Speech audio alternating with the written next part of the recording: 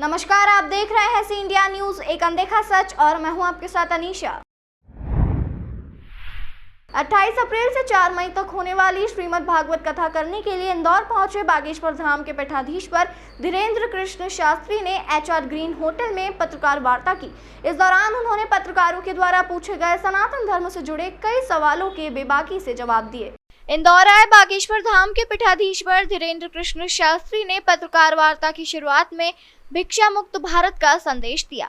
इस दौरान उन्होंने इंदौर का कल्याण होने और पूरे मध्य प्रदेश समेत भारतवर्ष में नशा मुक्ति होने की कामना की।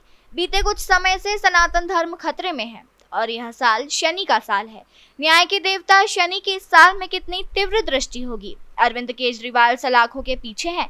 इन तमाम सवालों के जवाब में पंडित धीरेन्द्र कृष्ण शास्त्री ने कहा कि हम सब बहुत ही अहिंसावादी लोग हैं और सोए हुए थे।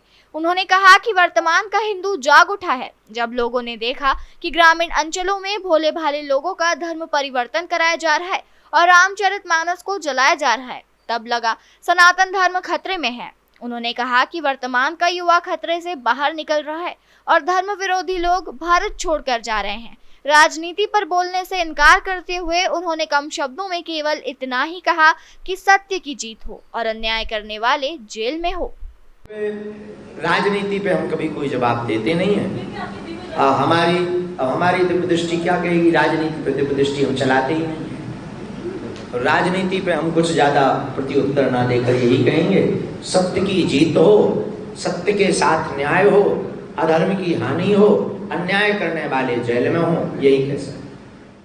पत्रकारों से चर्चा में धीरेन्द्र कृष्ण शास्त्री ने गुरुकुल अध्ययन पद्धति पर भी जोर दिया। उन्होंने भारत सरकार से मांग करते हुए कहा कि जागरूक भारतीय होने के नाते भारत को विश्व गुरु बनाना है, इसलिए गुरुकुल पद्धति को लागू करना होगा। उन्होंने कहा कि KG से लेकर 5वीं तक संस्कार, संस्कृति और संस्कृत के संरक्षण के लिए भारत सरकार गुरुकुल की पद्धति को लागू करती है और सरकारी मास्टरों व टीचर के बच्चों को सरकारी स्कूलों में ऐसी शिक्षा को अनिवार्य करती है तो भारत की शिक्षा व्यवस्था सुधर जाएगी।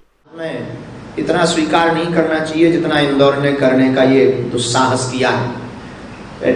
इसको क्या कहते हैं अंग्रेजी में? Night culture. नाइट कल्चर तो निशाचरों का है और इंदौर में निशाचर थोड़ी रहते हैं। इंदौर वाले तो धार्मिक लोग हैं, माँ अहिल्या की नगरी वाले लोग हैं, जिनके उपासक महान शिव थे। तो शिव की उपासिका माँ अहिल्या की नगरी है। तो रात्रि काल में जो नाइट कल्चर है, इससे निश्चित हमारी संस्कृति भी खराब होगी, संस्कृत भी खराब होगी, यहाँ की अस्मिता, हमारे इंदौर की जो पवित्रता है उस पर भी दाग लगेगा, क्राइम भी बढ़ेगा, पुलिस का काम भी बढ़ेगा। पुलिस का काम बढ़ेगा तो सरकार पे उंगली भी उठेगी। इसलिए सरकार को तुरंत बिना सोचे समझे इसको बंद कर देना चाहिए। हिंदू राष्ट्र को लेकर पंडित धीरेन्द्र कृष्ण शास्त्री ने कहा कि सनातन को लेकर युवाओं में जागृति आई है। उन्होंने कहा कि माता सीता, माँ गंगा, राम जी और गौ माता पर टिप्पणी करने वाले लोगों के खिलाफ जिस दिन कठोर कानून बन जाएगा उस दिन भारत हिंदू राष्ट्र का पर्याय होगा। Bite VO4। विश्व में बन रहे युद्ध जैसे हालात को लेकर उन्होंने कहा कि विश्व तनाव में है और विश्व में वर्चस्व की लड़ाई है। उन्होंने कहा कि तमाम देशों को समझना होगा कि युद्ध किसी भी देश की महानता का उपाय नहीं है। महान बनने का उपाय विवाद नहीं, केवल संवाद है। उन्होंने कहा कि जब तक अन्य देश इस बात को नहीं समझेंगे तब तक विश्व युद्ध नहीं रुक सकता। तमाम खबरों के लिए चैनल को लाइक, शेयर और सब्सक्राइब जरूर करें।